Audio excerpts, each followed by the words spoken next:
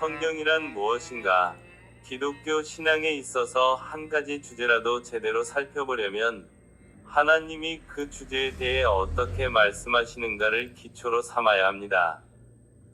따라서 기독교에서 믿는 기본적인 내용들을 연속해서 살펴보려 할 때 이런 믿음의 근거인 하나님의 말씀, 곧 성경부터 살펴보는 것이 순서입니다. 성경에서 철저하게 다루고 있는 한 가지 주제는 바로 성경 자체입니다.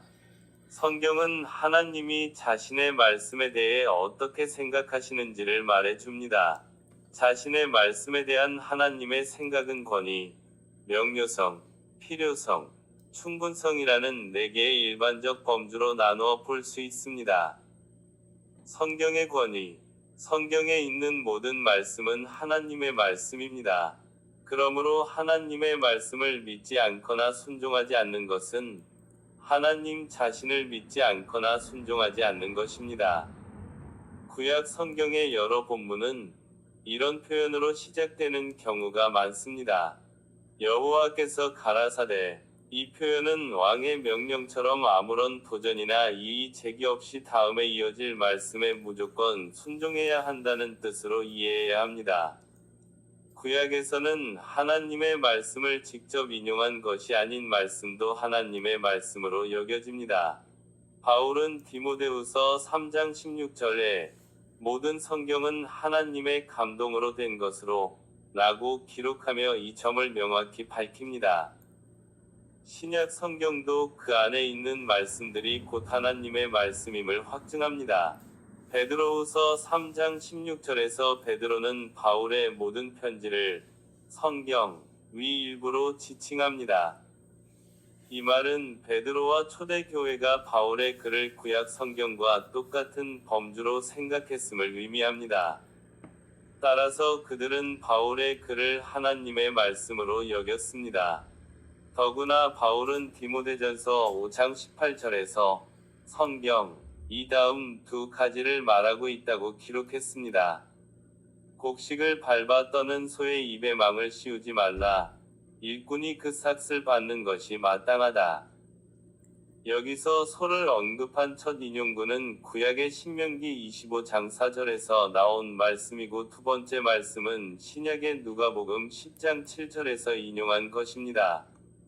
바울은 아무런 망설임 없이 구약과 신약 모두를 인용하면서 이 말씀을 둘 다 성경이라고 부릅니다. 그러므로 여기서도 신약 성경의 말씀은 하나님의 말씀으로 간주됩니다. 그래서 바울은 이렇게 말할 수 있었던 것입니다. 내가 너희에게 편지한 것이 주의 명령인 줄 알라. 구약과 신약은 둘 다 성경으로 간주되므로 디모데후서 3장 16절에서 구약과 신약을 둘 다 하나님의 감동으로 된 것이라고 말한 것은 옳습니다. 예수님이 제자들에게 말씀하신 모든 것을 성령이 제자들에게 생각나게 하시리라는 예수님의 약속을 생각해 보면 이는 당연한 말입니다. 마태복음, 요한복음, 베드로전후서 등과 같은 책들이 씌어질 때 제자들은 성령께 감동을 받아 말씀을 기록했던 것입니다. 성경의 실제 말씀들은 여러 모양으로 씌어졌다고 성경은 말합니다. 때때로 하나님은 성경 기자에게 직접 말씀하셔서 성경 기자는 단순히 자기가 들은 바를 기록하기도 했습니다. 또 때로는 성경 기자가 기록의 많은 부분을 직접 사람들을 만나 알아본 바에 의존하기도 했습니다. 또 어떤 때는 예수님이 가르치신 말씀을 성령이 상기시켜 주시기도 했습니다. 말씀이 성경 기자들에게 임한 방식과 상관없이 성경 기자들이 기록한 말씀은 그들 자신의 한도, 즉 그들의 성격과 능력과 배경과 훈련의 범위 내에서 씌어졌습니다. 그러나 그런 말씀들은 또한 하나님이 성경 기자들에게 쓰기를 원하시는 바로 그 말씀, 하나님이 자신의 말씀이라고 주장하시는 바로 그 말씀이었습니다. 하나님이 성경 말씀을 자신의 말씀이라고 주장하신다면 궁극적으로 성경 그 자체 말고 이런 주장의 증거로 위존할 만한 더 높은 권위는 없습니다. 하나님보다 더 높은 권위가 어디 있겠습니까? 따라서 성경의 궁극적인 권위는 성경 그 자체에서 나옵니다. 성경의 주장만이 한 개인의 마음 속에서 성령의 역사를 통해 인격적인 확신이 됩니다. 성령은 어떤 식으로든 성경 말씀을 바꾸시지 않습니다. 성령은 초자연적으로 성경을 하나님의 말씀이 되게 만드시지는 않습니다. 성경은 예나 지금이나 하나님의 말씀이기 때문입니다. 그러나 성령은 성경을 읽는 사람들을 변화시킵니다. 성령은 읽는 이들로 하여금 성경이 그들이 읽어본 어떤 책과도 다르다는 사실을 깨닫게 하십니다. 성경 읽기를 통해 사람들은 성경 말씀이 곧 하나님 자신의 말씀임을 믿습니다. 이는 예수님이 요한복음 10장 27절에서 하신 말씀과 같습니다. 내 양은 내 음성을 들으며 저희는 나를 따르느니라. 그 밖에 다른 종류의 논거들, 예컨대 역사적 신빙성, 내적 일관성, 성취된 예언들, 다른 이들에게 끼친 영향, 내용의 장엄한 아름다움과 지혜 등도 성경의 주장이 이치에 합당함을 깨닫도록 돕는 데 유용합니다. 하나님의 말씀인 성경은 단순히 맞는 말 정도가 아니라 진리 그 자체입니다. 말씀은 모든 진리라고 일컫는 것들을 검증할 수 있는 최종적인 척도입니다. 그러므로 성경과 일치하는 것은 참이고 성경과 일치하지 않는 것은 참이 아닙니다. 새로운 과학적 사실이나 역사적 사실은 성경에 대한 우리의 해석을 재검토하게 만들 수는 있지만 결코 직접적으로 성경과 모순되지는 않습니다. 성경이 진리라고 해서 꼭 성경의 모든 사건 기록이 세부적으로 한 치위 오차도 없이 과학적이어야 할 필요는 없습니다. 성경에서 기록하는 모든 내용이 참이지만 말입니다.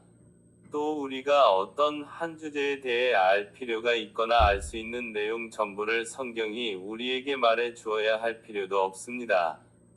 말씀은 결코 그런 것을 요구하지 않습니다. 더구나 성경은 평범한 사람들이 평범한 문체의 평범한 언어로 썼기 때문에 인용문들이 아무 형식 없이 등장하기도 하고 문법이나 철자도 흔치 않고 독특한 형태가 쓰이기도 합니다. 그러나 이런 것들은 진실성의 문제와는 관련이 없습니다. 성경은 그 원래 형태에 있어서 사실과 모순되는 어떤 것도 주장하지 않습니다. 성경에서 사실과 모순되는 어떤 것을 주장한다면 우리는 성경을 믿을 수 없습니다. 또 성경을 믿을 수 없다면 하나님 자신도 믿을 수 없습니다. 성경이 무언가 잘못된 것을 주장한다고 믿는 것은 곧 하나님 자신을 믿지 못하는 것이나 마찬가지일 것입니다. 하나님 자신을 믿지 못하는 것은 곧 어떤 주제에 있어서 자신을 하나님보다 더 심오하고 발달된 이해력을 가진 더 높은 권위자로 여기는 것입니다. 그러므로 성경은 그 자체를 하나님의 말씀이라고 증거하기 때문에 우리는 그 말씀을 이해하려고 애써야 합니다. 그렇게 하는 것이 곧 하나님 자신을 이해하려고 애쓰는 것이기 때문입니다. 우리는 성경 말씀을 믿으려고 노력해야 합니다. 그렇게 하는 것이 곧 하나님 자신을 믿으려고 노력하는 것이기 때문입니다. 또 우리는 성경 말씀에 순종하려고 애써야 합니다. 그렇게 하는 것이 곧 하나님께 순종하려고 애쓰는 것이기 때문입니다. 성경의 명료성. 우리는 성경을 읽고 이를 이해하려고 애쓸 때 어떤 본문은 다른 본문보다 이해하기 쉽다는 사실을 알게 됩니다. 어떤 본문은 처음에는 이해하기 어려워 보이지만 성경은 그리스도인이 되고 그리스도인으로 살고 그리스도인으로 성장하는 데 필요한 모든 것을 명확히 이해할 수 있도록 씌워졌습니다. 성경에는 몇몇 페일에 쌓인 부분도 있습니다. 그러나 그런 부분들이 성경 읽기에 큰 걸림돌이 될 정도는 아닙니다. 여호와의 증거는 확실하여 우둔한 자로 지혜롭게 하기 때문입니다. 주의 말씀을 열무로 우둔한 자에게 비추어 깨닫게 하나이다. 하나님 말씀은 이해가 잘 되고 명확해서 우둔한 자, 건전한 이해력이 부족한 사람, 도 말씀을 통해 지혜롭게 될 수 있습니다. 하나님의 일은 영적으로라야 분별되기 때문에 성경의 정확한 이해는 어떤 사람의 지적인 능력의 결과라기보다는 영적인 상태의 결과인 경우가 많습니다. 종종 성경의 진리는 예수님 말씀을 거부한 사람들에게는 미련하게 보이게 마련입니다. 그러나 그렇다고 해서 성경과 관계된 모든 오해가 다 어떤 사람의 영적인 상태 때문인 것은 아닙니다. 많은 경건한 그리스도인들이 성경의 일부분을 크게 오해했습니다. 심지어 제자들도 예수님이 하신 말씀을 종종 오해했습니다. 때때로 이는 제자들의 완악한 마음 때문이기도 했고, 또 어떤 때는 나중에 깨닫게 되기를 기다려야 하기 때문이기도 했습니다. 또한 초대교회 구성원들끼리도 성경 말씀의 의미에 대해 늘 동의만 한 것은 아니었습니다. 어떤 성경 본문의 타당한 해석에 대해 각 사람의 견해가 다르다면 문제는 성경에 있는 것이 아닙니다. 하나님은 이해될 수 있도록 성경의 구조를 정하셨기 때문입니다. 오히려 문제는 우리에게 있습니다. 때때로 우리는 자신의 모자람 때문에 성경이 구체적으로 무엇을 가르치는지 제대로 이해하지 못합니다. 그렇더라도 우리는 기도하는 마음으로 성경을 읽으며 하나님이 당신의 말씀의 진리를 우리에게 계시해 주시기를 구해야 합니다. 성경의 필요성, 그리스도인이 되고 그리스도인으로 살며 그리스도인으로 성장하는 데 필요한 모든 것이 성경에 분명히 제시되어 있다는 사실만 참인 것은 아닙니다. 성경 없이는 우리가 이런 것들을 알 수 없다는 사실도 참입니다. 성경의 필요성이란 우리가 하나님을 인격적으로 알고 우리의 죄를 용서받으며 하나님이 우리에게 무엇을 행하기를 원하시는지 확실히 알려면 성경을 읽거나 다른 이들에게 성경의 내용을 듣는 일이 꼭 필요하다는 뜻입니다. 바울은 전파하는 자가 없이 어떻게 누군가가 그리스도인이 될 수 있겠느냐고 물으면서 이 점을 넌지시 지적합니다. 믿음은 들음에서 나며 들음은 그리스도의 말씀으로 말미암기 때문입니다. 그리스도의 말씀을 전하는 사람이 아무도 없으면 사람들은 구원받지 못할 것이라고 바울은 말합니다. 그리고 그 말씀은 성경에서 나옵니다. 따라서 그리스도인이 되는 법을 알려면 대개는 성경에서 이 문제에 대한 부분을 읽거나 성경이 이 문제에 대해 무엇을 말하는지 다른 사람의 설명을 들어야 합니다. 이는 바울이 디모데에게 한 다음 말과 같습니다. 성경은 능히 너로 하여금 그리스도 예수 안에 있는 믿음으로 말미암아 구원에 이르는 지혜가 있게 하느니라. 한편 신앙생활은 성경으로 시작될 뿐 아니라 성경을 통해 왕성해집니다. 예수님은 마태복음 4장 4절에서 이렇게 말씀하셨습니다. 사람이 떡으로만 살 것이 아니요 하나님의 입으로 나오는 모든 말씀으로 살 것이라. 신체적인 생명이 물리적인 음식 속에 있는 양분으로 매일 유지되듯이 영적인 생명도 하나님의 말씀 속에 있는 양분으로 매일 유지됩니다. 규칙적인 성경 읽기를 소홀히 하면 영혼의 건강에 해롭습니다. 더 나아가 성경은 하나님의 뜻에 대한 분명하고 확실한 진술을 담은 유일한 원천입니다. 하나님은 모든 면에서 우리에게 향하신 당신의 뜻을 계시하셨지만 오묘한 일은 우리 하나님 여호와께 속하였거니와 많은 면에서 하나님의 뜻이 성경을 통해 우리에게 계시된 것은 우리로 이 율법의 모든 말씀을 행하게 하시기 위함입니다. 하나님께 대한 사랑은 그의 계명들을 지킴으로써 입증됩니다. 그리고 하나님의 계명은 성경에서 찾을 수 있습니다. 성경은 많은 일에 필요하지만 하나님과 하나님의 성품, 하나님의 도덕법에 대해 어렴풋이나마 아는 데는 굳이 성경까지 필요치 않습니다.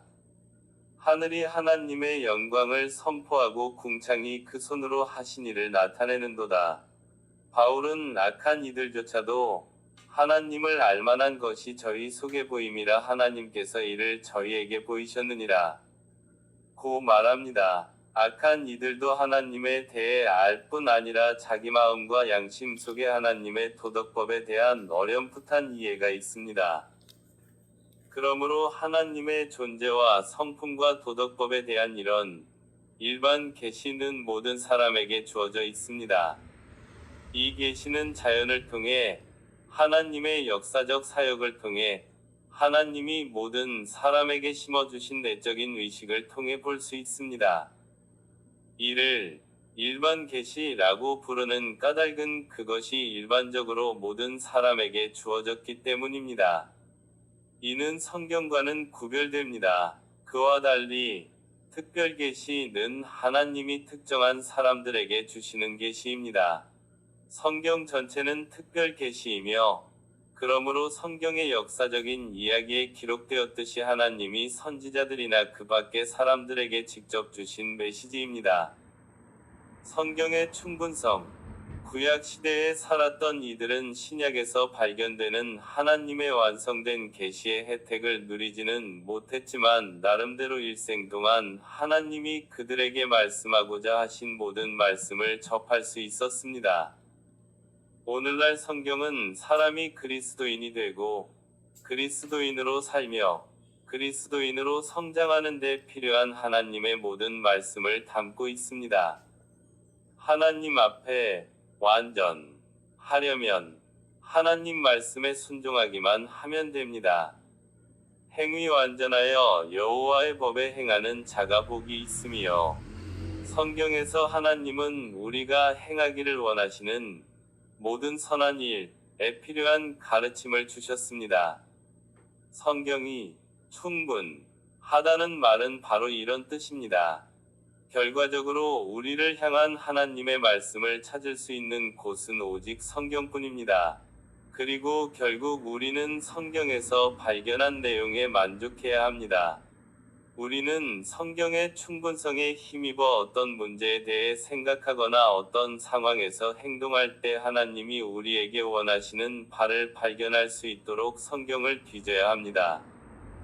그런 문제나 상황에 있어서 모든 시대의 모든 사람에게 하나님이 말씀하시고 싶은 모든 내용을 성경에서 찾아볼 수 있습니다. 성경이 우리가 생각해 낼 수 있는 모든 문제를 직접적으로 답변해 주지는 않겠지만 오묘한 일은 우리 하나님 여호와께 속하였거니와 모든 선한 일에 필요한 지침들은 우리에게 제공할 것입니다. 우리는 성경에서 구체적인 문제에 대한 구체적인 답변을 찾지 못했어도 자신이 실용적이라고 생각하는 내용을 성경의 계명의 마음대로 덧붙여선 안 됩니다. 하나님이 매일매일의 특정한 상황에 따라 특정하게 우리를 인도하실 수는 있지만 그렇다고 우리에게 어떤 현대적인 계시나 지시 또는 하나님에게서 나왔다고 믿어지는 다른 형태의 인도를 성경과 동등하게 여길 수 있는 자격이 있는 것은 아닙니다. 또한 우리는 그런 식의 인도를 일반적인 다른 그리스도인에게나 우리 교회의 다른 이들에게 강요하려 해서는 안 됩니다. 우리의 그런 인도는 언제든 틀릴 수 있고 하나님은 우리가 그런 것에 성경 말씀의 지위를 부여하는 것을 결코 원치 않으시기 때문입니다. 우리가 때때로 바라는 정확한 지시나 규칙을 하나님이 주시지 않은 문제와 상황도 있습니다. 그러나 성경만으로도 충분하기 때문에 우리는 성경의 계명이나 가르침에 덧붙일 권리가 없습니다. 예컨대 어떤 교회는 주일 아침 특정 시간에 모이는 것이 적당하지만 또 다른 교회는 앞의 교회와는 다른 시간에 모이는 것이 더 적당할 수도 있습니다. 왜냐하면 성경에서는 주일 예배 시간 문제에 대해 직접적으로 언급한 적이 없기 때문입니다. 어떤 교회가 다른 교회의 특정 시간에 모여야 한다고 말한다면 그 교회는 죄를 저지르는 동시에 성경의 충분성에 대한 믿음을 보여주지 못하는 셈이 될 것입니다. 마찬가지로 신앙생활에 있어서 성경의 충분성은 성경에서 명시적으로나 암시적으로 금지하고 있지 않은 것은 죄가 아님을 가르쳐 줍니다. 따라서 우리는 성경에서 정확하게 지적하고 있다고 여겨지지 않는 내용을 금지 사항에 추가해서는 안 됩니다. 예컨대 때때로 기독교인에게는 카페인 음료를 마시거나 영화관에 가거나 우상에게 바쳐진 고기를 먹는 일이 부적절한 상황도 있을 수 있습니다. 그러나 모든 시대의 모든 기독교인에게 이런 행동을 금지하는 어떤 특별한 가르침이나 성경의 일반적인 원리가 있는 것은 아니므로 이런 행동들이 그 자체로 죄악된 것은 아닙니다.